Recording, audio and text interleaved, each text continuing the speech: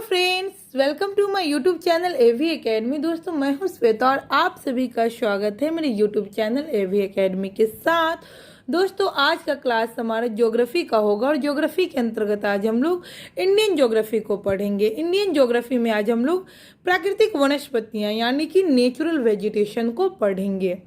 पिछले क्लास में हम लोगों ने मिट्टियों के बारे में पढ़ा और उसका मतलब वितरण किन किन क्षेत्रों में किस प्रकार की मिट्टियाँ पाई जाती हैं, उनकी विशेषता क्या है, उन मिट्टियों में कौन से फसल उपजाए जाते हैं, इसके बारे में कल के क्लास में हम लोगों ने पढ़ा। तो जिन लोगों ने पिछले क्लास को नहीं किया है उनके लिए मैं डिस्क्रिप्शन बॉक्स में लिंक को डाल दूंगी। आप लोग पिछले क्लास को कर लीजिए क्योंकि कंटिन्यूटी बना रहेगा, कॉन्सेप्ट क्लियर रहेगा। रोज का आप लोग क्लास देखिएगा तभी जाकर के आप एग्जामिनेशन में अच्छा कर सकते हैं।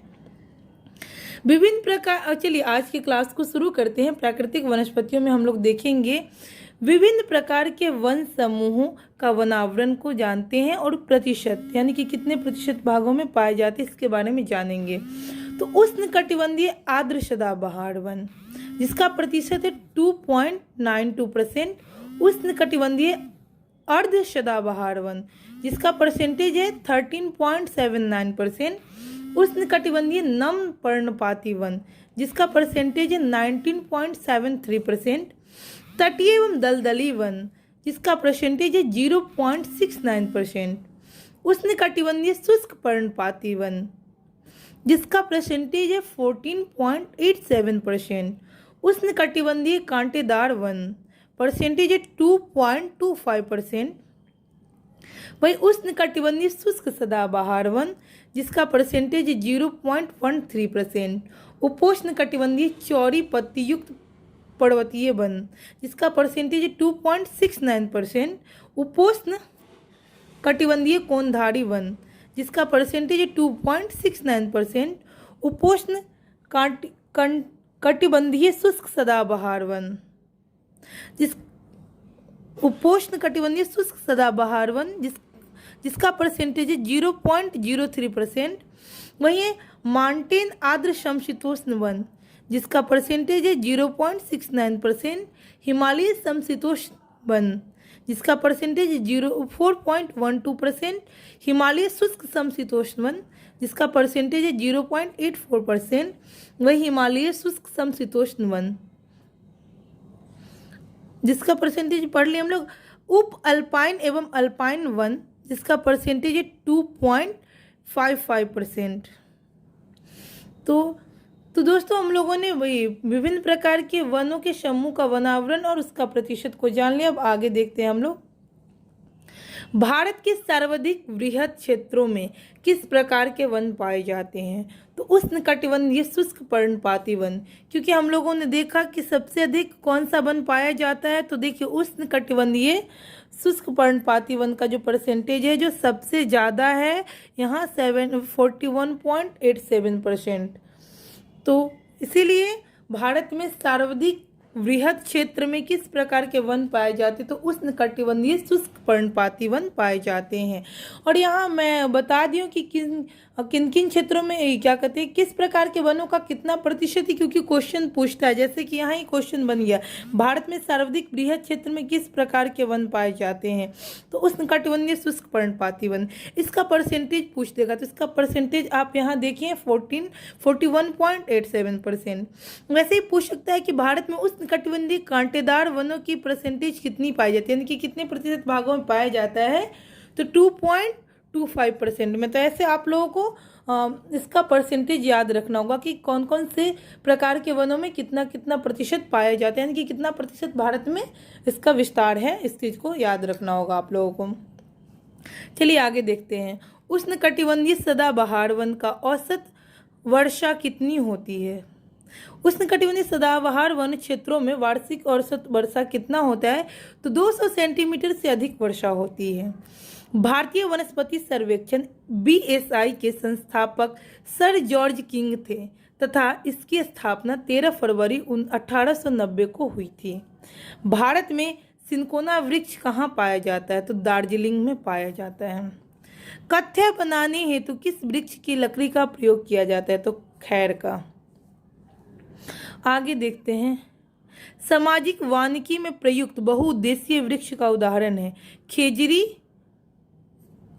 भारत में वन संरक्षण अधिनियम किस वर्ष पारित हुआ? वर्ष 1980 में।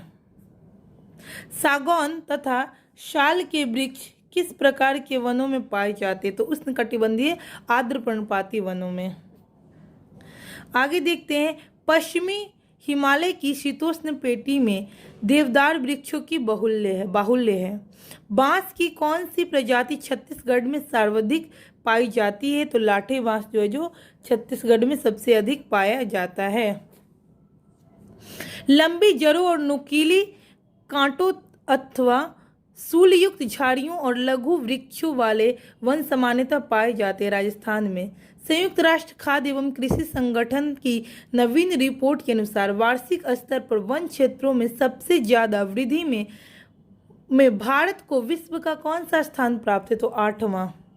भोजपत्र भोज वृक्ष कहाँ पाया जाता है? तो हिमालय में। पलाश के वृक्ष को जंगल की आग भी कहा जाता है। भारत के किस राज्य में शैगोन के वन पाए जाते? तो मध्य प्रदेश में।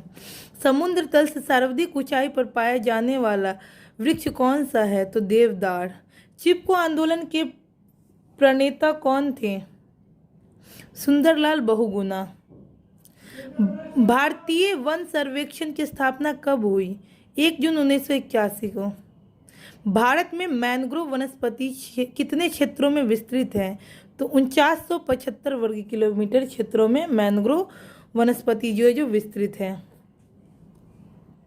आगे देखते हैं, भारतीय वन प्रबंधन संस्थान की स्थापना वर्ष 1982 में भोपाल में की गई थी। 1982 में कहाँ की गई थी? तो भोपाल में की गई थी। अब आगे देख लेते हैं हम लोग कि भारत के 8 वनस्पति क्षेत्र हैं। कौन कौन से वनस्पति क्षेत्र, इसका विस्तार कहाँ है और वनस्पति वितरण यानी कि कौन कौन सा वनस्पति पाया जाता है इसके बारे में जानेंगे। क्षेत्र है, विस्तार है, वनस्पति वितरण है। तो पश्चिमी हिमालय क्षेत्र, इसका विस्तार है कश्मीर से कुमायूं तक और वनस्पति वितरण शीतोष्ण कटिबंधीय भाग जिसमें चीड़, देवदार, शंकुधारी वृक्ष, कॉर्निफर्स व चौड़ी पत्ती वाले शीतोष्ण वृक्ष पाए जाते हैं। अल्पाइन क्षेत्र, शीतोष्ण से ऊपरी सीमा जिसमें श्वेत देवदार, श्वेत भोज वृक्ष और सदाबहार वृक्ष पाए जाते हैं। तो हम लोग पढ़े पश्चिमी हिमालय क्षेत्र जिसका विस्तार कुमायूं से कश्मीर से कुमायूं तक है। पूर्वी हिमालय क्षेत्र जिसका विस्तार सिक्किम से दार्जिलिंग तक। यहाँ शीतोष्ण क्षेत्र, ओक, यहाँ पे जो वृक्ष पाए जाते हैं ओक, जायफल, द्विफल, बड़े फूलों वाले सदाबहार वृक्ष एवं छोटी बेत के जंगल पाए जाते हैं। आगे देखते हैं हम लोग असम क्षेत्र जिसका विस्तार है ब्रह्मपुत्र व सुरमा घाटी। इसमें सदाबहार वन और बीच बीच में घने बांसों तथा लंबी घासों के झुरमुट पाए जाते हैं। झुरमुट है। सिंधु का मैदानी क्षेत्र पंजाब, पश्चिमी राजस्थान और उत्तरी गुजरात के मैदान में पाए जाते हैं। इसका विस्तार है। यह क्षेत्र शुष्क व गर्म है। इसमें कंटीली वन व झाड़ियाँ मिलती हैं।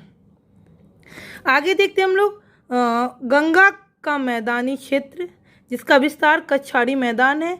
इनमें गेहूं, चावल और गन्ने की खेती होती है। दक्कन क्षेत्र भारतीय प्रायद्वीपीय समग्र भूमि, इसमें पतझड़ वाले वृक्षों के जंगलों से लेकर के तरह तरह की जंगली झाड़ियों के वन हैं। मालाबार क्षेत्र, यह प्रायद्वीपीय तट पर इसका विस्तार देखने को मिलता है और यहाँ जो वन पाए जाते हैं घने जंगलों के अतिरिक्त व्यापारिक फसलें पाई जाती है जैसे नारियल, सुपारी, काली मिर्च, कॉफ़ी, चाय, रबर और काजू आदि।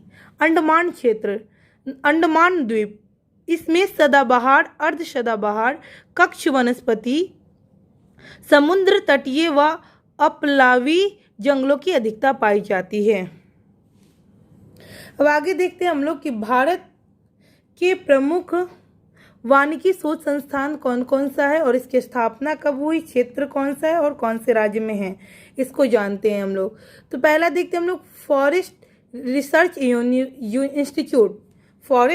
इंस्टीट्यूट जिसकी स्थापना 1906 में हुई। यह क्षेत्र देहरादून का है और यह उत्तराखंड राज्य में, उत्तराखंड का देहरादून में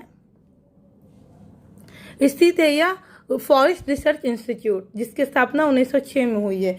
तो क्वेश्चन ऐसे पूछ सकता है कि फॉरेस्ट रिसर्च इंस्टीट्यूट कौन से क्षेत्र में पाई जाती है। एग्जाम्पल में देहरादून, जोधपुर, बंगलुरु, जोरहाट आदि दे सकता है। तो आप लोग का जवाब देहरादून होना चाहिए। तो इसी प्रकार से इसमें से क्वेश्चन पूछता है। हमने सेट में देखा है ऐसा क्वेश्चन पूछे हुए, जैसे कि एडिड फॉरेस्ट रिसर्च इंस्टीट्यूट। यह क्वेश्चन सेट में पूछे हुए किरण पब्लिकेशन के बुक के सेट में सेम क्वेश्चन पूछे हुए एडिड फॉरेस्ट रिसर्च इंस्टीट्यूट, जिसकी स्थापना 1985 में हुई। यह जोधपुर में यह पाया जाता है। इसका क्षेत्र जो जोधपुर का है और राज्य राजस्थान के जोधपुर क्षेत्र में पाया जाता है एडिड फॉरेस्ट रिसर्च इंस्टीट्यूट। वहाँ पे एग्जाम्पल में दे दिया था जोधपुर, जयपुर, बीकानेर, बाड़मेर, ऐसे करके दे दिया था 4 जगह का नाम। तो आप लोग इसका सही जवाब लगाएंगे, जोधपुर होगा। तो बीपीएससी टीचर्स वाले सेट में मैंने ऐसा क्वेश्चन देखा, तो आप लोग के लिए इम्पोर्टेंट है। आप लोग ध्यान से देखिए, जो लोग बिहार बीपीएससी टीचर वाला तैयारी कर रहे हैं उनके लिए इम्पोर्टेंट क्लासेस है।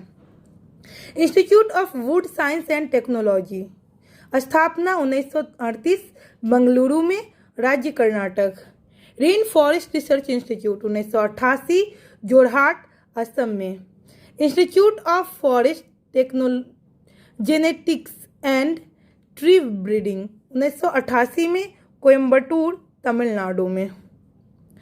Centre of social forestry and eco rehabilitation 1992 में इसकी स्थापना की गई, प्रयागराज में, जो कि उत्तर प्रदेश में है। Himalaya forest research institute 1977 Shimla में और यह हिमाचल प्रदेश में।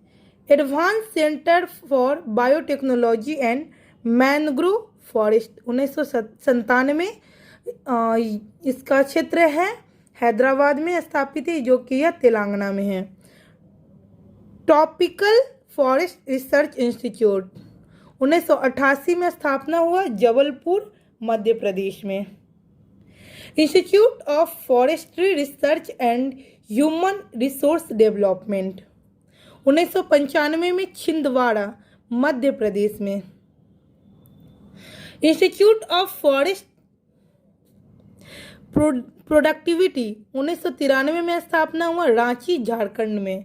Indian plywood industries research and training institute 1962 में, बंगलुरु कर्नाटक में। Indian institute of forest management 1982 Bhopal Madhya Pradesh में। जीबी पंत हिमालयी पर्यावरण एवं विकास संस्थान 1988 में इसकी स्थापना हुई, और अल्मोड़ा उत्तराखंड में।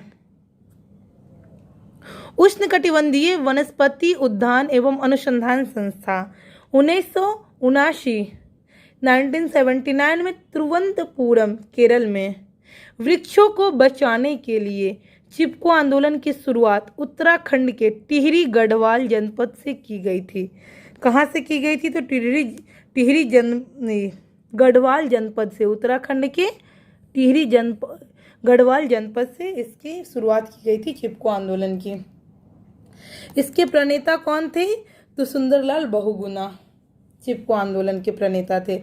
तो इस प्रकार से हम लोगों ने आज प्राकृतिक वनस्पतियों को पढ़ लिया और किस क्षेत्रों में कौन कौन से वनस्पति पाई जाती है, इसका विस्तार क्या है, इसका परसेंटेज मतलब कितने कितने प्रतिशत पे कौन से वन पाए जाते हैं, उसका प्रतिशत क्या है, इन सभी चीज़ों के बारे में हम लोगों ने डिटेल्स में पढ़ा।